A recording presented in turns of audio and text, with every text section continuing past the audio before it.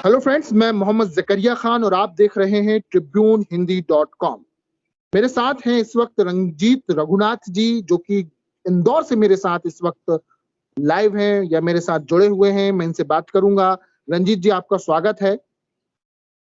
बहुत बहुत धन्यवाद।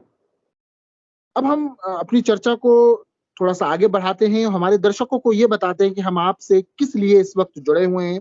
दरअसल हमने देखा कि इंदौर में एक बड़ा प्रदर्शन हुआ पीएससी के कार्यालय के सामने, मध्य प्रदेश लोक सेवा आयोग के कार्यालय के सामने आज बड़ा प्रदर्शन हुआ। और इस प्रदर्शन की वजह क्या रही, इस पर हम चर्चा करेंगे। रंजीत जी, पहले तो आप हमें ये बताइए कि इतनी बड़ी मात्रा में तिरंगा लेकर बहुत से युवा निकले हुए थे, आखिर क्या वजह थी मध्य प्रदेश लोक सेवा आयोग जैसी संस्था के सामने विरोध प्रदर्शन करने की? देखिए, ये कोई अचानक नहीं हुआ। लगातार लंबे समय से छात्रों को ये समस्या हो रही है कि जब से ये आरक्षण वाला मामला आया है तब से और उसके पहले से सरकार जॉब नहीं निकाल रही है। कोई जॉब आ रही है तो उसका रिजल्ट नहीं आ रहा है, रिजल्ट आ रहा है तो मेंस नहीं हो रहा है, मेंस हो गया तो उसका इंटरव्यू अटका हुआ है, उनके रिजल्ट हमारे अटके हुए हैं। तो ये लगातार हमने पीएससी के पास और अन्य सभी के पास जा के ज्ञापन दिए, उनसे निवेदन करा, लगातार उनके पास हमने आवेदन दिए, लेकिन जब कुछ होता नहीं दिखा और बेरोजगारी का आलम आज बढ़ता जा रहा है। लगातार आप देखेंगे तो बेरोजगार युवाओं की संख्या बढ़ती जा रही है, लेकिन सरकार 5 साल इंतजार करती है।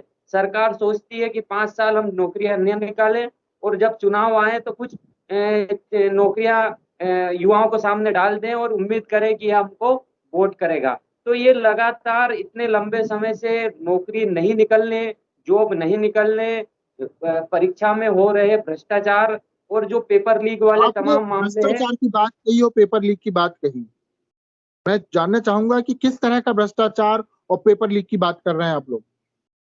देखिए, लगातार मध्य प्रदेश में पेपर लीक और भ्रष्टाचार की चीजें हो रही। चाहे आप कृषि भर्ती परीक्षा वाला मुद्दा देख लीजिए, उसके बाद जो टीईटी वाला हुआ, उसके बाद कांस्टेबल वाला हुआ। तो लगातार मध्य प्रदेश में पेपर लीक सामने हो रहे हैं। मध्य प्रदेश के अंदर जो शिक्षा के माफिया हैं वो आज कहीं ना कहीं काम कर रहे हैं, और जो शिक्षा के दलाल है वो मध्य प्रदेश के युवाओं के भविष्य को बेचने का काम कर रहे हैं। और जो मध्य प्रदेश के मुखिया कहते हैं कि मैं जितने भी माफिया उनको जमीन के अंदर गाड़ दूंगा, लेकिन शिक्षा के माफिया लगातार मध्य प्रदेश के युवाओं के भविष्य को बेचने का काम कर रहे हैं। मध्य प्रदेश में योग्यता के आधार पर नौकरियां नहीं मिलती हैं। आपके पास सूटकेस में कितना पैसा है उसके आधार पर नौकरियां मिलती है। और आज जो पूरा आंदोलन था वो इसलिए था कि हमारा जो जितनी भी पीएससी की एग्जाम है उनकी एग्जाम नहीं आ रही है। उनकी एग्जाम यदि हो गई है तो एग्जाम होने के बाद रिजल्ट डिले होता जा रहा है, और मेंस नहीं हो रही है, इंटरव्यू नहीं हो रहा है। तो छात्र इतने लंबे समय से आज इंतजार कर रहा है। और ये जो आज आंदोलन हुआ ये तो एक सैंपल है। ये जो पूरा मूवमेंट खड़ा हुआ उसका एक मात्र सैंपल मात्र था। आज बेरोजगारी अपने चरम पर है और युवाओं के अंदर भयंकर आक्रोश है। मैंने आपके मुंह से दो शब्द इस वक्त सुने हैं। एक था शिक्षा माफिया और दूसरा शब्द था कि शिक्षा के क्षेत्र में भ्रष्टाचार। कुछ पेपर्स आपने गिनाए जो कि पीईबी, पहले व्यापम की तर्ज पर आपने कहा कि आपने व्यापम का नाम नहीं लिया, पीईबी का नाम नहीं लिया, मगर वो परीक्षाएं चूंकि वही कंडक्ट कराते हैं, जैसे कि टीईटी वगैरह की भी जो परीक्षाओं का आपने जिक्र किया, बहुत सी ऐसी चीजों का जिक्र किया कि इनमें धांधलियां हुई। आपने ये कहा कि इनमें भ्रष्टाचार हुआ। तो ये सारी चीजों के खिलाफ जो एक उग्रता दिखी आज, आपने उसका जिक्र किया। तो मेरा एक ही सवाल है कि कौन है वो शिक्षा माफिया जिनका आप जिक्र कर रहे हैं? कौन है वो लोग जो आपको लगता है कि इन क्षेत्रों में भ्रष्टाचार करा रहे हैं? क्योंकि आपने कहा कि प्रदेश के मुखिया, यानी कि आपकी जो उंगली है सीधे मुख्यमंत्री शिवराज सिंह चौहान की तरफ है, तो आपने कहा कि वो कहते हैं कि माफियाओं को गाड़ देंगे, मगर इधर उनका ध्यान नहीं जा रहा है। तो मतलब कुछ साफ शब्दों में बताना चाहेंगे आप कि क्या कहना चाह रहे हैं? मैं समझ नहीं पा रहा हूँ, या जनता को देखिए, समझा? हमने तो इतने साफ शब्दों में बताया है। जब व्यापम घोटाला 2 हुआ उस समय आपने भी उसमें बड़ा सहयोग किया था, रिपोर्टिंग की थी। उस समय आपको पता था कि हमने सीना ठोक कर इंदौर के अंदर, भोपाल के अंदर बकायदा नाम प्रेस रिलीज में दिए थे जिन्होंने फर्जीवाड़ा किया था, जो टॉपर आए थे, जो फर्जी टॉपर आए थे, उनके नाम दिए थे हमने।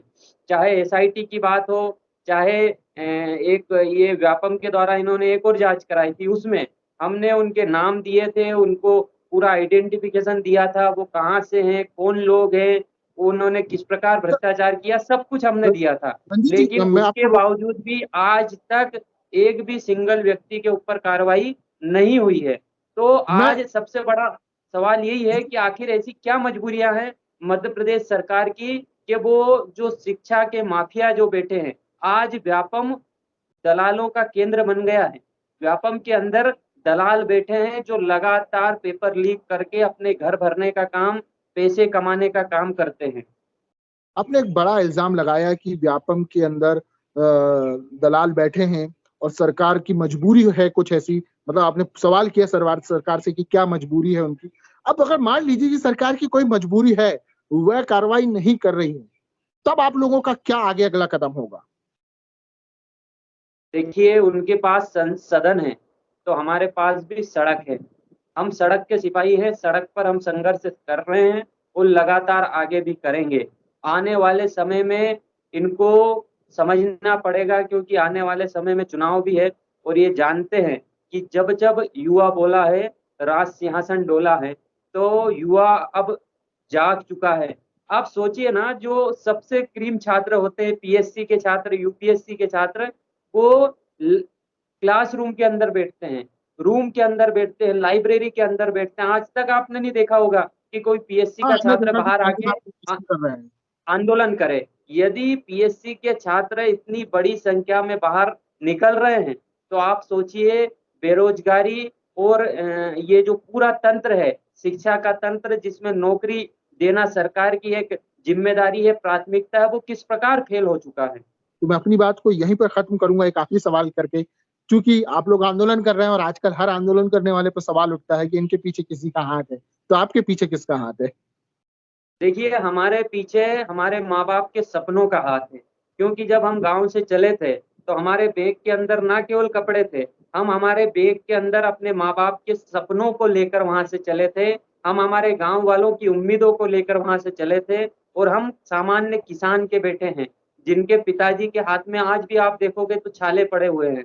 तो हम उस परिवार से आते हैं, तो हमारे को जो आज ये हम आंदोलन के लिए मजबूर हो रहे हैं, हम उस सपने को मरने नहीं देना चाहते हैं। हम ये नहीं चाहते हैं कि वो जो हमारे माँ-बाप ने हमारे लिए सपना देखा है, वो सपना पीछे छूट जाए, वो मर जाए। तो उस सपने को साकार करने के लिए हम लाइब्रेरी में पढ़ रहे हैं और सड़क पर लड़ रहे हैं और सरकार यदि ज़रूरत पड़ी तो इस सरकार से भी लड़ेंगे और जब तक लड़ेंगे जब हम तक हमारे सपनों के बीच में जो भी आएगा, हम उससे लड़ेंगे। बहुत-बहुत शुक्रिया रंजीत जी, आपने हमसे बात की।